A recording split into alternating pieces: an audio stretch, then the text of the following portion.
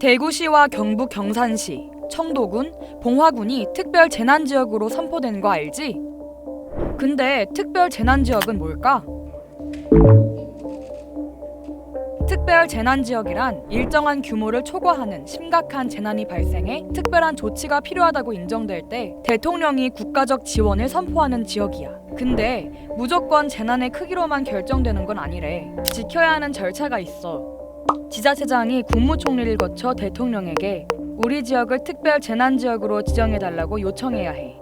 이번에 대구와 경북의 경우엔 코로나19 피해가 집중돼 있다 보니 대통령한테 구호 요청을 한 거지. 특별 재난지역은 자연재난과 사회재난일 때 선정 기준이 조금 달라.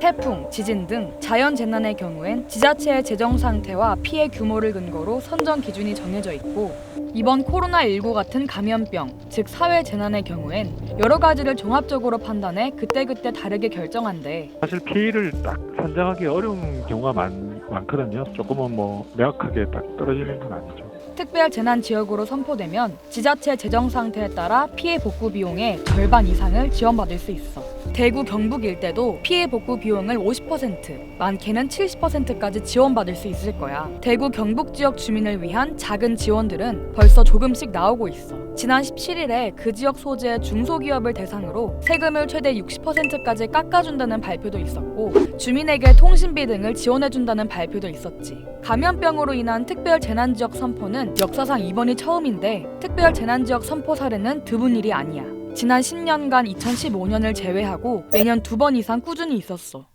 우선 특별 재난지역 관련법이 생긴 계기이자 첫 사례였던 1995년 서초구 삼풍백화점 일대. 이전까지는 특별 재난지역이라는 개념도 없었고 재난으로 인한 피해 수수 대부분을 지자체가 알아서 해결했는데, 사상자가 1,400명이 넘어간 삼풍백화점 사고를 계기로 정부가 적극적으로 개입할 수 있게 처음 관련 법이 마련된 거야. 그리고 불과 8년 뒤 또 한 번 인재로 특별 재난지역이 선포됐어. 대구 지하철 화재 사고 기억하지? 김대중 전 대통령은 당시 화재가 발생했던 대구의 중앙로역을 특별 재난지역으로 선포했고, 사고 수습에 필요한 지원금 약 2,003억 원 중 1,000억 원 이상을 지원했어.